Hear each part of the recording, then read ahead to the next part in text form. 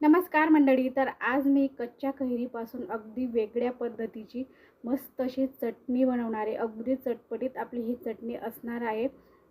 तर उन्हाळ्यामध्ये भरपूर अशा आपल्या मस्त बाजारात कैऱ्या मिळायला लागलेल्या आहेत.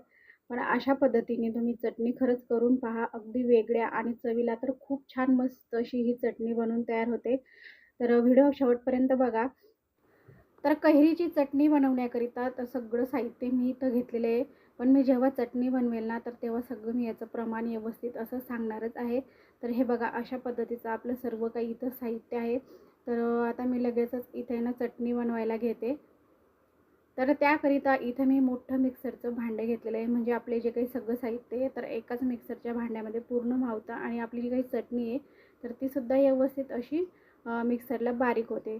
तर इथं मी ना एक मोठी अशी कैरी घेतलेली, वरची साल काढून आणि त्याचे असे तुकडे करून घेतलेले आहेत बघा. आता मी इथं एक कैरीचं प्रमाण सांगते. जर तुम्हाला जास्तीची ही चटणी बनवायची असेल ना, तर तुम्ही इथं जास्त कैरीचं प्रमाण घेऊ शकतात.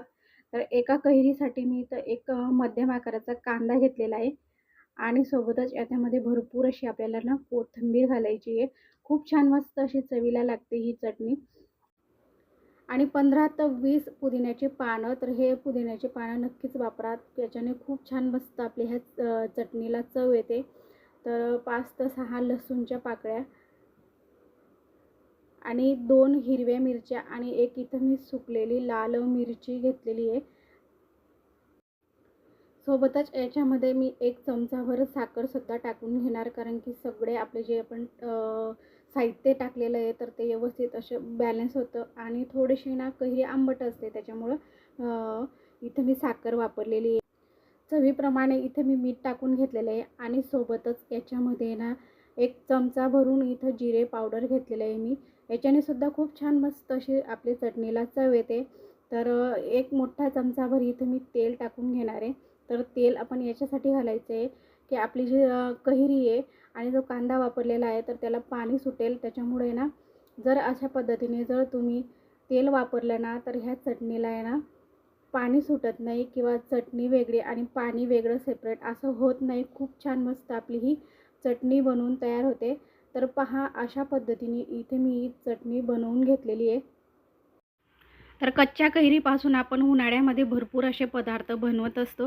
पण अशा पद्धतीने जर का तुम्ही तोंडी लावण्यासाठी मस्त अशी चटपटीत चटणी बनवून पाहिलीत ना, तर खूप छान मस्त अशी चवीला लागते. आणि ही चटणी तुम्ही भाकरीबरोबर किंवा पोळीबरोबर, नुसता पांढऱ्या भाताबरोबर जरी खाल्ली ना, तरीसुद्धा खूप छान मस्त अशी चवीला लागते. नक्कीच करून पहा. अगदी वेगळ्या पद्धतीची छान अशी चटपटीत कैरीची चटणी. आणि ही चटणी ना 2 ते 3 दिवस आरामात टिकते फ्रीजमध्ये ठेवायची. म्हणजे आपण जे काही आपण सर्व साहित्य वापरलेलं आहे ना, तर ते कच्चंच घेतलेलं आहे. त्याच्यामुळे ना फक्त 2-3 दिवस ही चटणी टिकेल. तर पहा, अगदी वेगळ्या पद्धतीची छान अशी मस्त आपली इथं चटपटीत अशी चटणी बनवून तयार झालेली आहे. तर नेहमीप्रमाणे कशी वाटली माझी रेसिपी? तर एक लाईक करा आणि आपल्या चॅनलवर नवीन असाल तर चॅनलला सबस्क्राईब देखील करा. तर भेटूयात अशाच एका नवीन आणि छान-छान रेसिपीसोबत आणि माझी पूर्ण रेसिपी पाहिल्याबद्दल खूप खूप मनापासून धन्यवाद.